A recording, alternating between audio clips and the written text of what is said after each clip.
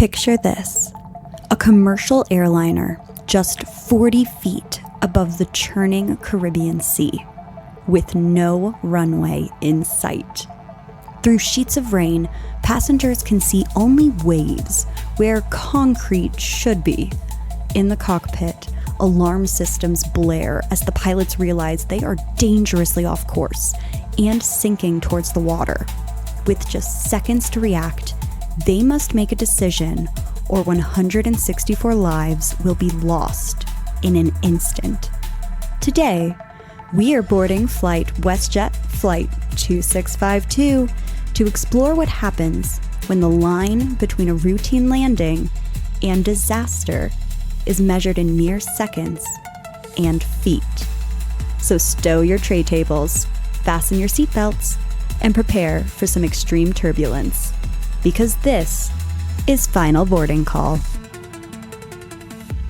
Hello and welcome to Final Boarding Call.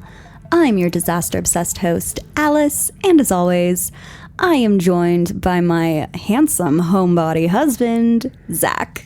Hello, it's me. We are here to share another aviation story with you, but before we dive in, a quick reminder to our listeners, please rate, review, and subscribe wherever you get your podcasts. My sources for this episode include the official Transportation Safety Board of Canada investigation report. That was some light reading. News articles from various outlets, including Christine Negroni's aviation blog, as well as some firsthand accounts from passengers and witnesses. Okay, today we are exploring a dramatic incident that occurred at one of the world's most famous and challenging airports, Princess Juliana International Airport in Sint Maarten.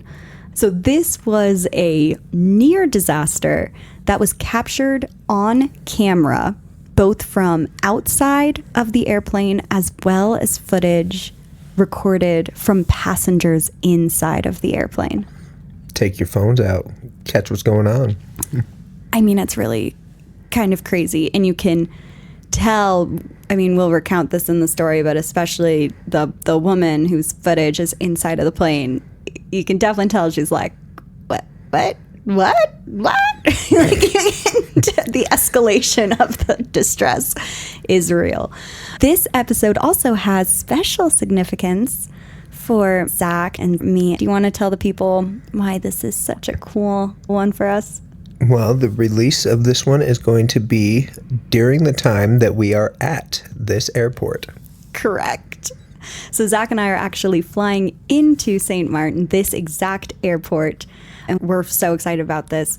And I will tell you why I at least am so pumped. I'm a nerd. But this airport is famous for its beachside runway approach, where the aircraft passes just feet over tourist heads. But as we'll discover today, those spectacular approaches can very quickly become dangerous when things go wrong. Disastrous. So before we dive into the details of the WestJet incident, let's first understand what makes the Princess Juliana International Airport in Sint Maarten so unique and challenging for pilots. Princess Juliana International Airport, also known as SXM, is famous around the world for its dramatic runway approach.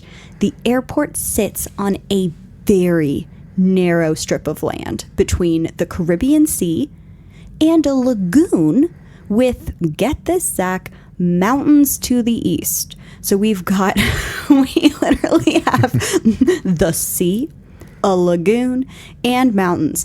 Like, what other obstacle would we like to just throw in there? Let's see if we can get a jump. I mean, it's like... Get a plane to do a kickflip. Yes, it is an insane airport. Runway 10, which is used for most landings, and you guys, I am keeping my fingers and toes crossed that we are on runway 10, so please, help manifest this with me. It's used for most landings. Woo. Stop. And it begins just a few dozen meters from Maho Beach. literally like the beach ends and the runway begins. It is straight up beach to runway. It creates one of the most spectacular plane spotting locations on Earth. So I am going to show Zach a picture actually, and I'm going to have him describe to you what he sees. All right. So we've got some acrobats going on here. It looks like a guy holding up his lady doing a handstand on his head, which is quite impressive by itself. Mm-hmm, but they are darn near able to touch the landing gear of this plane. Correct. This is not photoshopped. Which just makes what she's doing all the more ignorant, because a smack from a plane descending into an airport, they've still got to be doing 150 miles an hour by the time their wheels touch down. Yes, and this is part of an article called Maho Beach, the King of Close Calls. So that'll give you an idea of what we're dealing with here. I want our listeners to picture Daytona Beach, spring break, packed, and just airplanes, feet above these people on the beach. Jump on the Googs. Check this thing out. Yeah, this is crazy. Maho, I think I'm pronouncing it right, Maho or Maho. It's Maho Beach in Sint Maarten. And I will add this. When Zach and I are in Sint Maarten, we are, luggage and all, we are absolutely going to this beach and we are hanging out for a couple minutes. So aircraft approaching runway 10, obviously, as we just saw, must fly extremely low over the water. Then they clear the beach. Then they clear an itty-bitty little perimeter fence that's like, oh, that's cute. I guess it technically separates the airport from the beach before they touch down on a very short runway. How about that? So you got the sea, you got lagoons, you got mountains, you've got a really short runway. Maybe some sharks with freaking laser beams attached to their heads. Freaking laser beams. Okay, the unique approach has made Maho Beach an absolute magnet for aviation enthusiasts and tourists. Thousands gather daily to experience jets passing just 30 to 60 feet overhead, close enough to feel the jet blasts and be blown backwards if you are standing in the wrong spot. I think that's the right spot. Well, unfortunately, it killed somebody. Well, so we're gonna touch very briefly here on an insane. When to hold them and when to fold them. It's key. Yeah. Well, the jet blast in 2017 caused a tragic accident that really highlighted the dangers of this popular tourist attraction. A 57-year-old woman from New Zealand was killed when she was knocked over by the thrust from an aircraft's engines. Despite being rushed to the hospital, she did ultimately die due to head injuries. This happened despite very clear warning signs urging tourists not to stand in the path of jet blasts. Well, now, are you going to stand in the...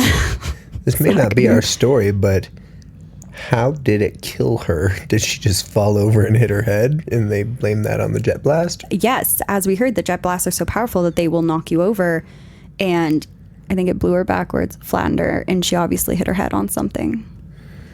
I'm a hefty fella. It'd be hard-pressed to do so to me. Nope. Okay, folks, don't worry. Listeners, Zach will not be standing in the jet blast path. But this incident did spark very serious discussions about public safety, with Sint Maarten government minister Christophe Emmanuel even suggesting closing the road at the end of runway 23. Such a move would have dramatically changed the beach's famous plane spotting culture and potentially impacted local businesses like the popular Sunset Bar and Grill, where tourists gather to watch the planes for hours while enjoying food and drinks. That is where Zach and I will be getting our lunch. We land promptly at 12:30 local time. It is perfect. Drinks. And get our drink on. I don't drink, but Zach does. While those proposed closures ultimately did not happen, thank goodness, the incident serves really as a sobering reminder that the spectacle of this beach comes with very real risks. So stay safe. Stay out of the thrust blast. The jet blast? Yeah. stay away from the thrust. Thrust safely. Got a blast. Got a blast, baby. For those unfamiliar with airport layouts, most major international airports have extensive buffer zones around the runways, often thousands of feet of just clear, flat land. This is why it usually takes forever to drive to an airport. They're in the middle of nowhere and they're super ugly. It's safety. Like, I think about Denver International Airport, which is our international airport in Colorado. And even if you live in Denver, it will take you 40 minutes to get to DIA. Yeah, you are practically to Kansas. Correct. If you go to Denver Airport. Yeah. And even though Colorado's stunning, Denver International Airport is like, wah, wah. Like, people land and they're like, this is Colorado. I flew all the way out here for this. But it's intentional because it's safe. They do this because they have to have buffers in case anything happens. At Princess Juliana, there is no buffer zone on the approach side. There is just sea. This means that pilots have to be extraordinarily precise about where they begin their descent to the runway, right? It is short, so you cannot be too high because you will run out of runway, but you also can't be too low because you're going to hit the water. Because you're going to hit the water, correct, or the beach. While this creates incredible photo opportunities and tourism revenue, it also means there's very little margin for error. The approach requires pilots to maintain a precise 3-degree glide path to the runway threshold. Come in too high, you risk overshooting the runway. Come in too low, and you risk what aviation experts call controlled flight into terrain. What's the terrain in this case? Water and beach. So I'm going to briefly explain what a 3-degree glide path means, because that's a term I was not familiar with. So imagine drawing a straight line from the beginning of the runway up into the sky at a 3-degree angle, just a bit steeper than a typical household staircase. This invisible line is what aircraft should follow during their final approach. It ensures that they will clear any obstacles while still touching down at the right spot on the runway. Modern airports typically have electronic guidance systems that help pilots stay on path, but pilots can also fly it visually by maintaining specific altitude checkpoints as they get closer to the runway. Make sense? Makes sense. Did you pass geometry? Because I barely did. So I'm going to be honest. That was... Whew. I did, but that's why I'm a little confused. Stairs definitely go up closer to a 30 or 40 degree angle, I would think. I don't know. If we have any pilots that are listening and you can describe or explain better what the 3-degree glide path means, please do, because it's not 3 degrees. Like, our listeners are going to picture 3 degrees and they're like, that's just flat. Like, pretty much. 3 degrees is just a straight line, essentially. But it's not at all. Picture an airplane is going down a flight of stairs. That is a 3-degree glide path. Despite these challenges, Princess Juliana International Airport has maintained an excellent safety record over the decades. But as we will see with WestJet Flight 2652, even experienced pilots can find themselves in dangerous situations when multiple factors align against them. Perhaps what's most remarkable about the WestJet incident is that it was captured by aviation photographers who were at the beach that day. Their dramatic images show how close the Boeing 737 came to disaster. Photographic evidence that would later prove crucial to investigators trying to understand exactly what went wrong. Let's get to our story. March 7th, 2017 began as a typical day for WestJet Flight 2652. The Boeing 737-800 aircraft departed Toronto Pearson International Airport in Canada. Oh. And it was bound for Princess Juliana International Airport in Sint Maarten. On board were 158 passengers and 6 crew members. The flight crew was highly experienced. The captain had over 14,000 hours of total flight time, which is a ton. In our last episode, the pilot had 11,000, so this is 3,000 more than that. See, we do math. I had to save myself a little math fact there. 2 plus 2 is 4, though. I remember that. Oh my goodness gracious. And specifically, this captain had significant experience flying Boeing 737s. The first officer was similarly qualified with over 12,500 hours of flight time. Both had flown into Princess Juliana International Airport before, though neither would be considered a regular on this route. You know, they're not on a first-name basis in the Starbucks airport. Okay, give us a moment, folks. The pit bull is resettling. If you don't have a house hippo, get you one. They're so good and also just so annoying.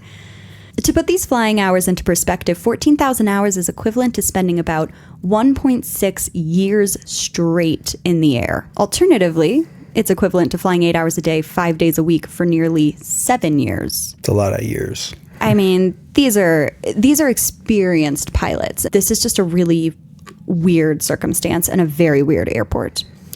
The flight across the Atlantic was routine, with good weather for most of the journey. However, as they begin to approach Sint Maarten, conditions change. A weather system was moving through the area, bringing scattered rain showers that reduced visibility. And this was some pretty intense rain. I've watched a lot of videos of this incident, and it was definitely a storm. It was not just like a little rain shower. According to the Transportation Safety Board of Canada investigation, the flight crew initially planned for an instrument approach to runway 10, which would allow them to use their navigation instruments to guide them toward the airport until they established visual contact with the runway. Smart, right? Because visibility is a little impacted right now. This is standard procedure when weather conditions might affect visibility. For those who aren't familiar with aviation terminology, let me explain the difference between a visual approach and an instrument approach. So they are very similar to how they sound. A visual approach, you are literally looking outside of the windshield, if your windshield is still there, and you are looking for visual landmarks to guide the plane to the runway, right? I always think about this when I'm flying and I look out the window and I wonder how the pilots know where the airport is. Do you ever wonder that? Like when you're up in the air and you're flying over a huge city, like Denver, for example, and there's so many lights and you're like, how does the pilot know which light is our light? I actually don't get the opportunity to think about that because you insist on the window seat every time. I'm actually an aisle girl. Yet somehow I never have the window. So basically what we're saying is Zach by default ends up in the middle because I like sitting next to him and I always want the aisle, so you never get the window. Oh boy.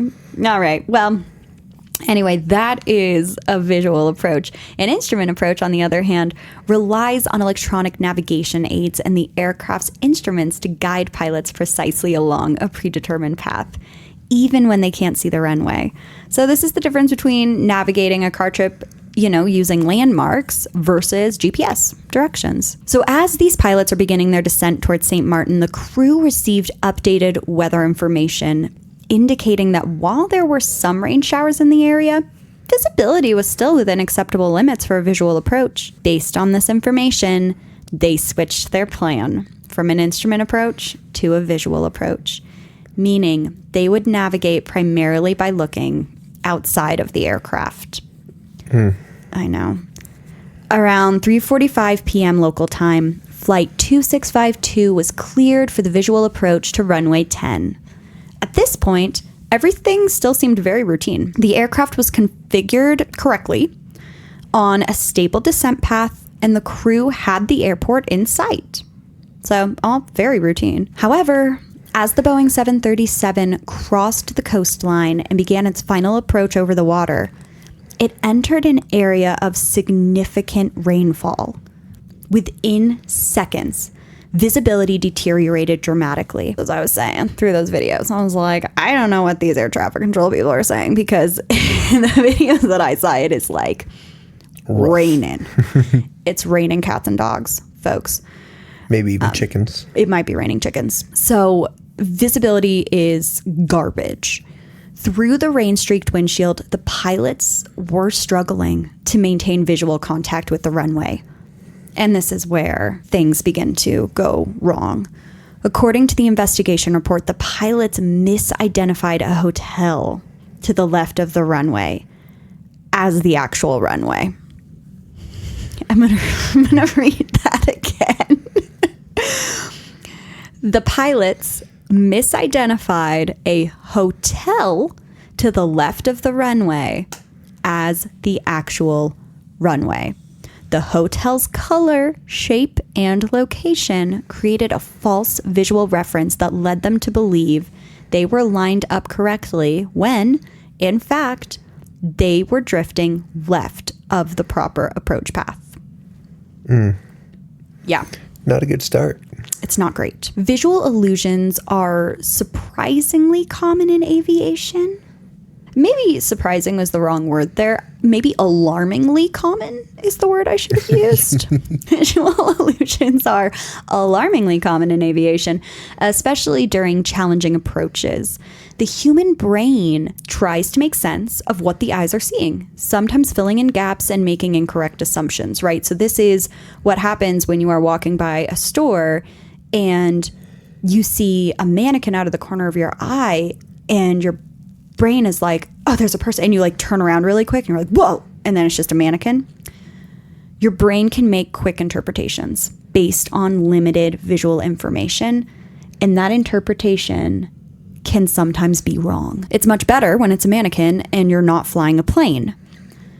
As Flight 2652 continued to descend through the rain, it was gradually moving below the standard 3-degree glide path. Instead of maintaining approximately 320 feet of altitude at 1 mile from the runway, the aircraft was significantly lower. Can't get much lower than 320 feet.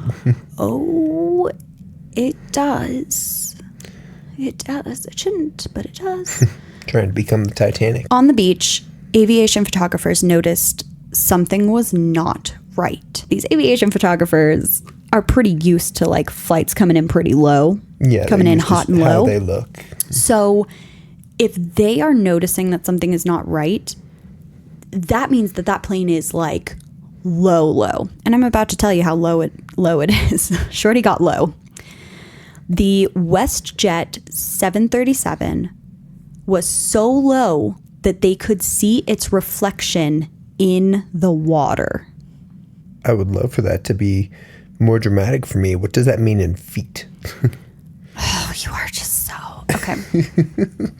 Sorry. We're going to get there.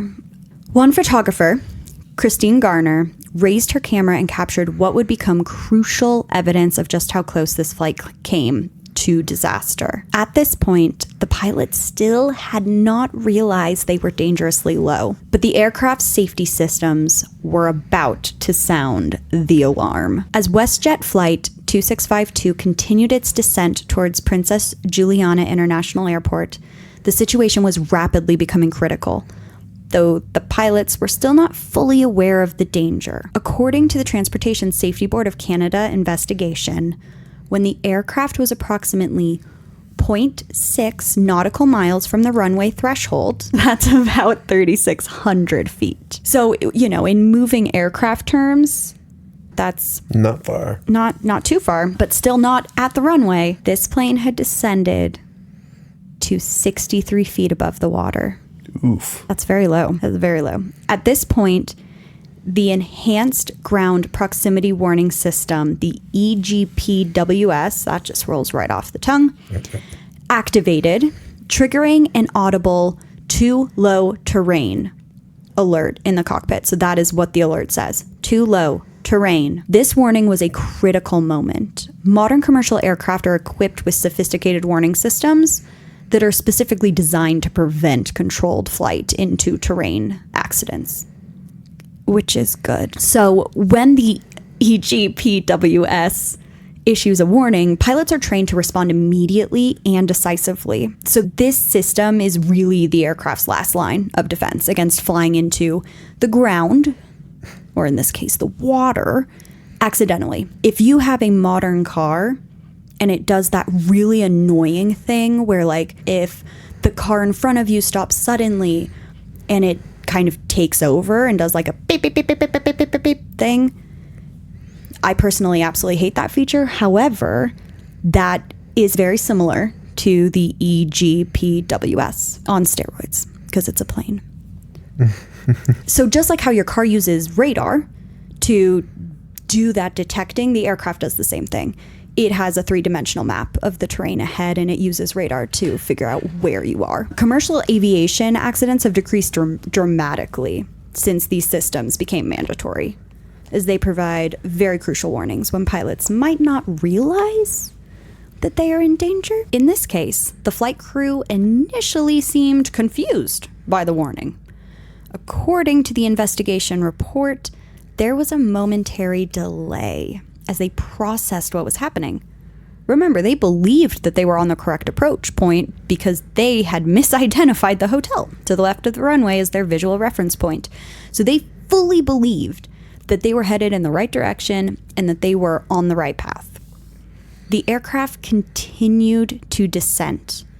By the time it reached approximately 0.3 nautical miles from the runway threshold, so that's about 1,800 feet, it had descended to a mere 40 feet above the surface of the Caribbean Sea. So 40 feet is about the height of a 4-story building.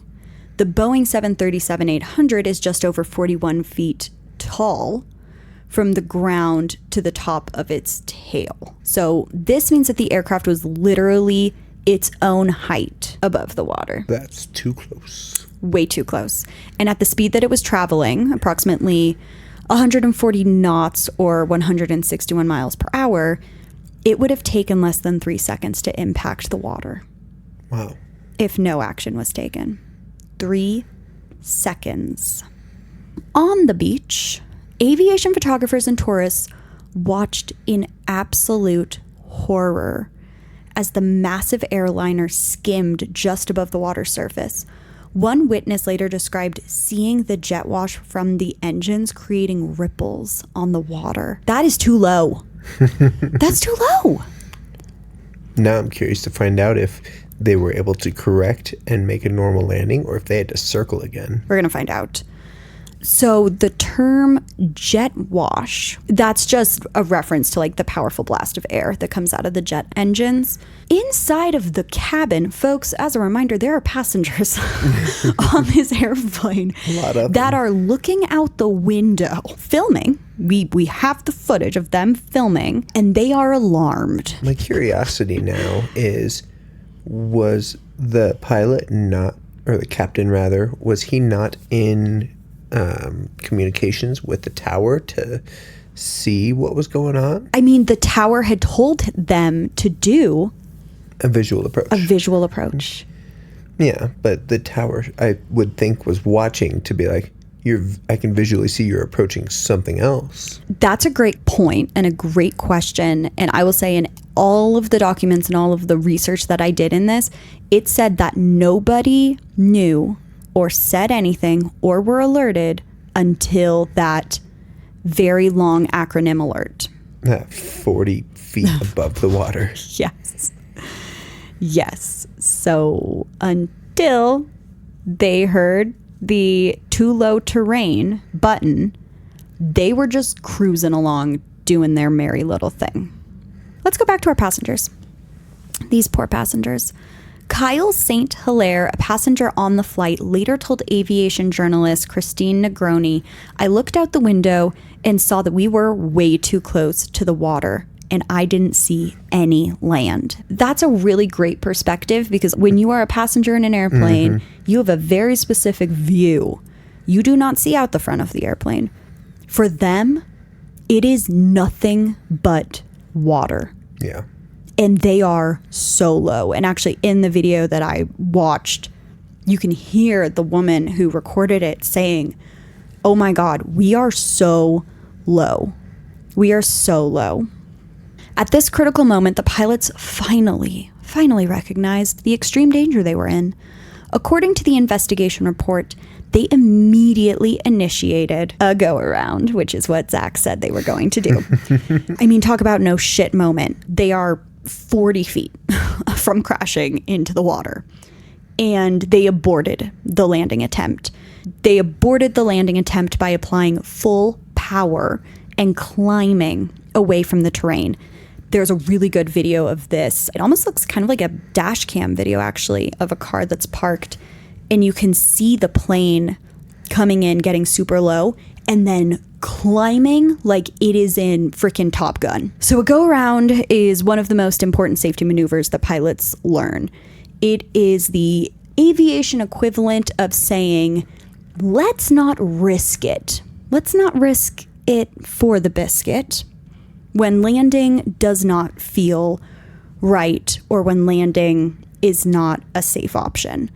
The pilots apply full power to the engines. They adjust the aircraft's configuration for climbing rather than landing, and they follow a predetermined path to gain altitude safely before they literally go around and attempt another approach. They are fairly common, actually, in commercial aviation. So, you know, it wouldn't be unlikely that many of our listeners have been on planes that have done go-arounds and not even fully known, because this go around is a very dramatic this is a very dramatic example of a go around. Sometimes it could just be like you start to do a little bit of a descent and then it's like, oh, we've got, you know, crazy traffic right now on the runway, do a go around. It's like, okay, and then you just climb back up, do a little go around, come back when the runway's clear. Or if you're used to flying into Denver and the air just gets so thin that it's suddenly super turbulent, or their brakes are going to get too hot. I mean, every time we come into Colorado Springs or Denver, it's just a ridiculous landing. Yeah, it's pretty violent. As the woman next to me said the last time I flew into Denver, I thought we were gonna die. She was so sweet. She was from Louisiana. Not a frequent flyer. Saint Hilaire described the go-around as a violent acceleration and an aggressive pitch up. It felt like we were on a roller coaster. Another passenger reported that half of the people on the plane were crying during the climb away from danger. The decision to execute a go-around came not a moment too soon. According to the investigation, if the pilots had delayed their response by just 3 more seconds, it would have crashed into water. It was, by any measure, an extraordinarily close call. I mean, I don't know how much closer you can get your 3 seconds. I'd say about 40 feet. Yeah, I would also say 40 feet. After climbing to a safe altitude, the flight entered a holding pattern for 45 minutes. These poor passengers just had to go through this. Half of them are crying. And now when all that they want, they would probably give a limb to get safely off of that plane.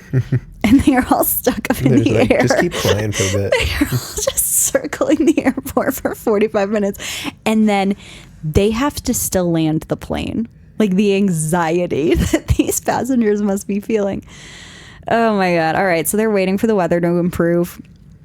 During this time, the flight crew had the opportunity to regain their composure and prepare for a second approach. When visibility conditions improved, Flight 2652 made a second approach to runway 10, this time maintaining the correct approach path and altitude.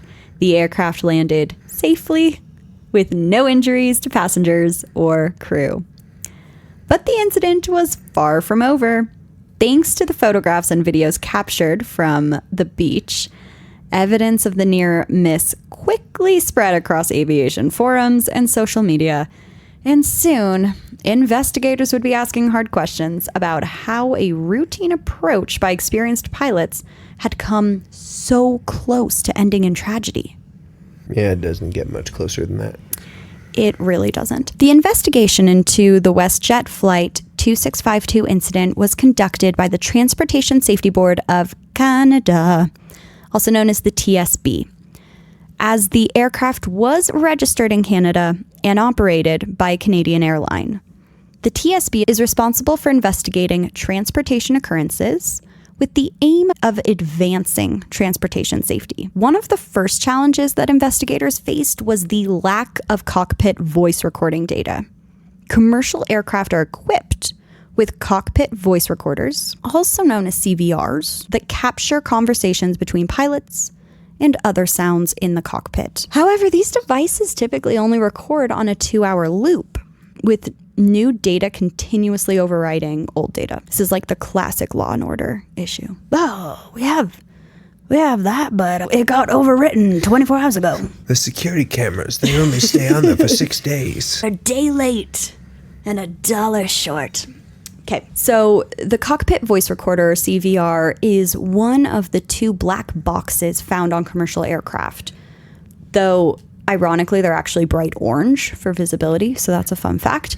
The CVR records all conversations in the cockpit, as well as radio transmissions, and any sounds like alarms or switches being moved. This data is invaluable for understanding what pilots were saying and hearing during an incident. And this is very common. Like, often when there are real crashes that happen, one of the first things is like, what did the black box say? Did you find the black box? What information can we gather from that? Yeah, me not even being hugely into flying or, all this aviation disaster that you love, I still have heard the term black box many times. Mm-hmm. Oh, absolutely. But unlike the flight data recorder, which stores information for a much longer period, the CVR typically only keeps the most recent 2 hours of audio. Once those 2 hours are filled, it begins recording over the oldest data, just like a security camera that saves the most recent footage only. Because WestJet initially classified the event as a missed approach, rather than a serious incident that required mandatory reporting, I mean, look, nobody likes doing paperwork, so if you can just like, oh, it was fine. But did you die? Yeah. They were like, no, it's going to be a whole thing if we have to write down that it was like a real boo-boo. Anyway, because they did this, the aircraft continued to operate after landing in Sint Maarten. So, like, literally it landed, and then they were like, oh, everybody off. We're going to refuel the plane. We're just going to take off to the next place. What that means, though, is that critical information was written over. So it deprived the investigators of some valuable insights. Well, sounds like they got off pretty scot-free there.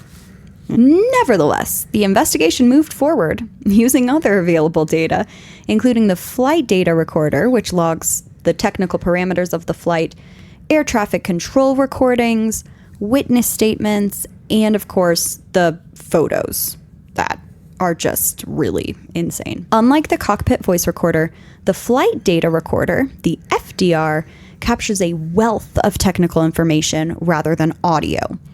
So this is the thing that they will use to see altitude, throttle inputs, sensors that went off, alarms are going, all of that kind of stuff. They can pull up and see exactly what is going on. The TSB released its final report on the incident on June 4th, 2018, more than a year after the event. This was not a real accident. It was an incident. Mm-hmm. But they still took a year to fully investigate what happened. That's how close this airplane was to killing every single person on board. Sounds like it was government run, if you ask me. Oh my God. my husband, ladies and gentlemen. According to the report, the primary cause of the incident was the flight crew's deviation from the standard 3-degree descent angle during their visual approach, which is really interesting because for them to say that the main cause was not doing the 3-degree descent angle, that's fascinating to me because I feel like everything really came into play because they couldn't see the runway. Yeah, but also not to mention that they probably were still following their 3 degrees. They were gently approaching the sea. They were just in the complete wrong spot. Yeah, so as it continued to descend through the rain, it was gradually moving below the standard 3-degree glide path. So it did move below that. Instead of maintaining approximately 320 feet of altitude at 1 mile from the runway, the aircraft was significantly lower. They should have remained the standard 3-degree descent angle, because then they would have just smashed it into the hotel, I guess, instead of the sea. The report also identified several contributing factors. Obviously, the unexpected deterioration of visibility is huge, right? That made it very difficult for them to see the runway. Second, the flight crew did not effectively monitor the flight path during the approach. Modern flight decks provide multiple instruments that can help pilots verify their altitude and positions, but in this case, it appears that the crew became overly focused on trying to establish a visual reference outside the aircraft. Third, Princess Juliana International Airport presents unique challenges for pilots.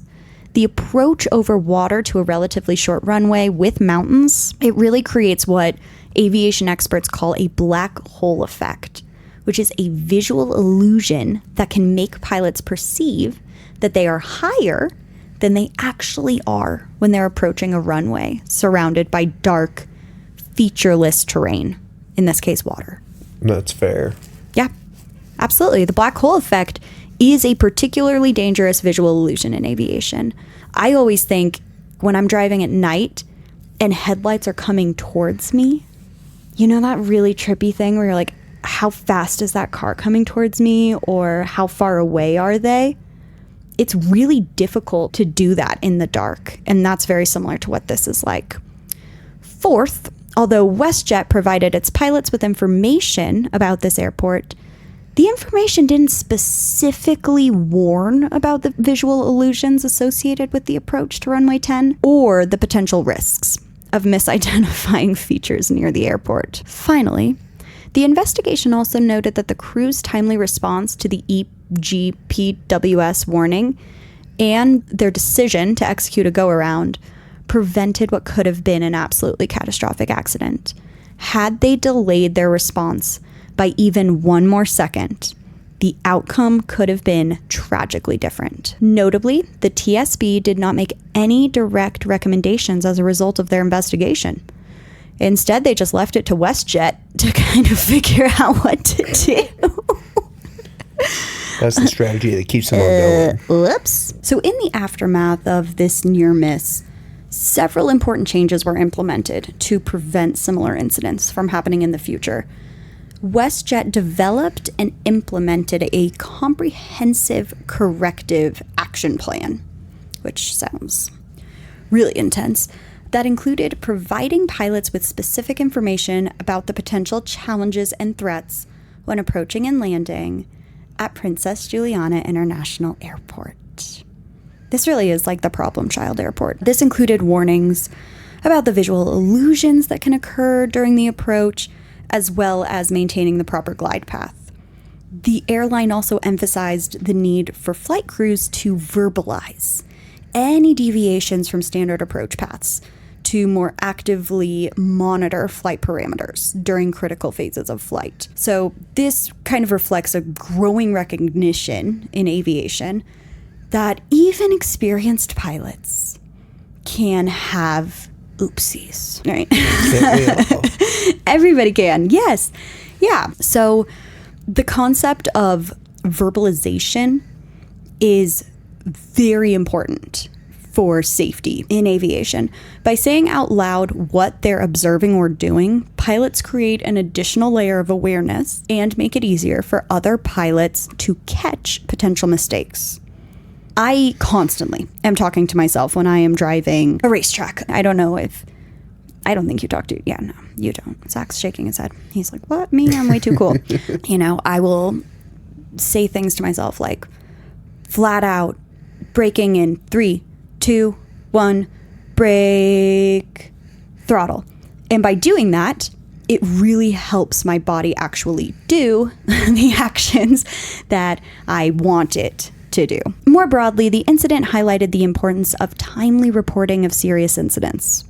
Had WestJet immediately recognized and reported the severity of the incident, the cockpit voice recordings could have been preserved, and that really would have helped with the investigation.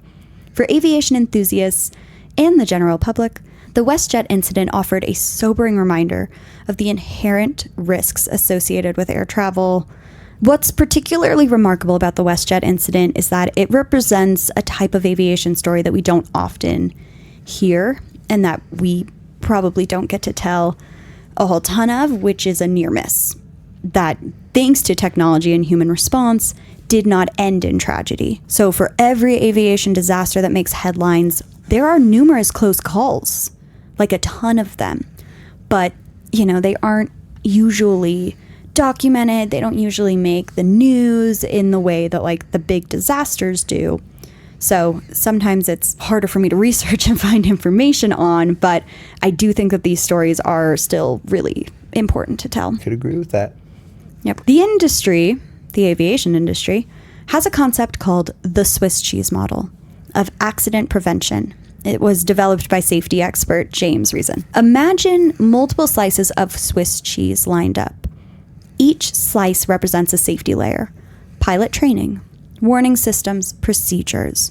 The holes that are in each slice represent weaknesses or failures in that particular safety layer. When the holes in all of the slices temporarily line up, that is when an accident can occur. In the WestJet case, several holes had aligned, right? But the warning system and the pilot's very quick response kept the holes from lining up, ultimately preventing something that could have been really tragic. It's actually a really good isn't that cool? There. Yeah. I know. I really, really like that. And that is our story of WestJet Flight 2652 near miss in Sint Maarten.